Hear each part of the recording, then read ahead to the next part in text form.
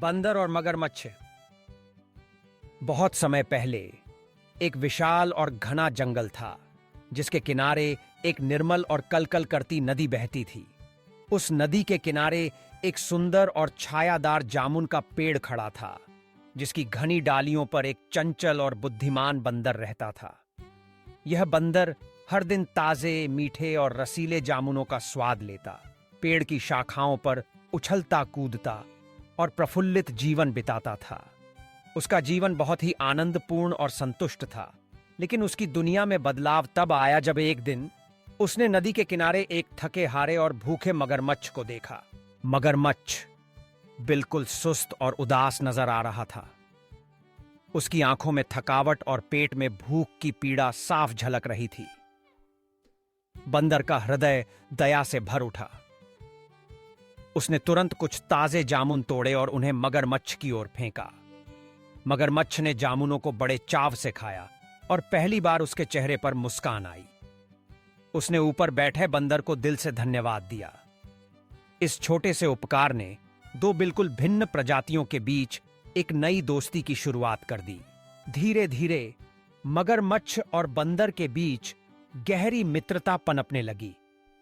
हर दिन बंदर पेड़ से जामुन तोड़कर मगरमच्छ को खिलाता और दोनों साथ साथ समय बिताते, बातें करते, हंसते और नदी के किनारे जीवन की छोटी बड़ी खुशियां बांटते।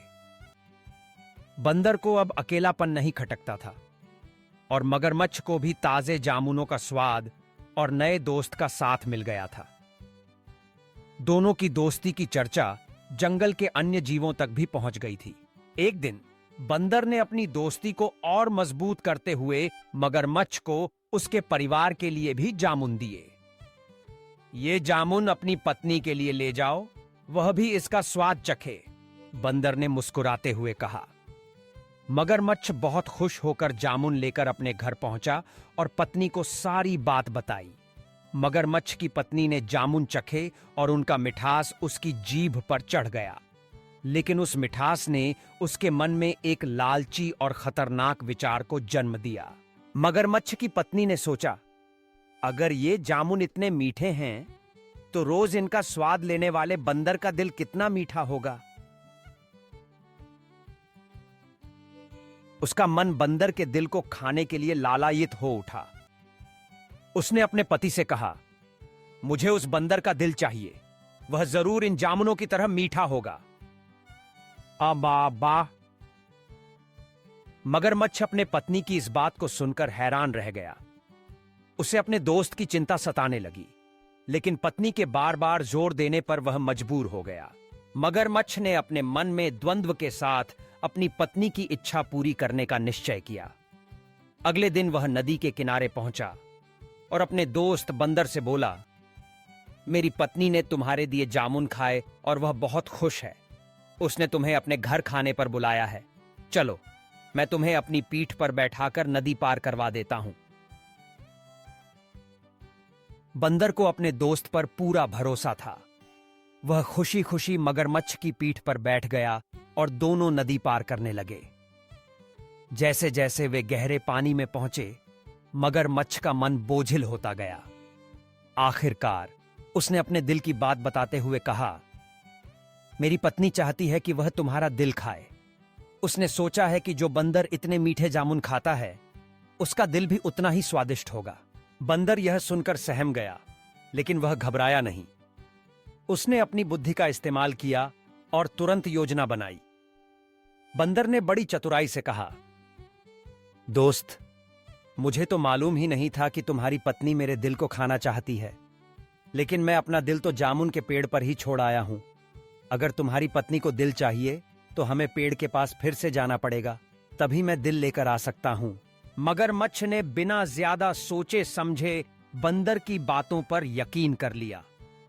वह तुरंत वापस मुड़ गया और बंदर को फिर से जामुन के पेड़ के पास ले आया। पेड़ के पास पहुंचते ही बंदर फुर्ती से छलांग लगाकर अपने पुराने घर जामुन के पेड़ पर चढ़ गया। अब वह पूरी तरह से सुरक्षित था। ऊंचाई से मगरमच्छ को देखकर वह बोला, मित्र, क्या कोई अपना दिल पेड़ पर छोड़ सकता है? दिल के बिना तो कोई जीवित ही नहीं रह सकता। तुमने अपनी पत्नी के कहने पर मेरे विश्वास को तोड़ दिया है। अब हमारी दोस्ती यहां खत्म होती है। मगरमच्छ को अपनी मूर्खता और पत्नी के लालच पर गहरा पछतावा हुआ।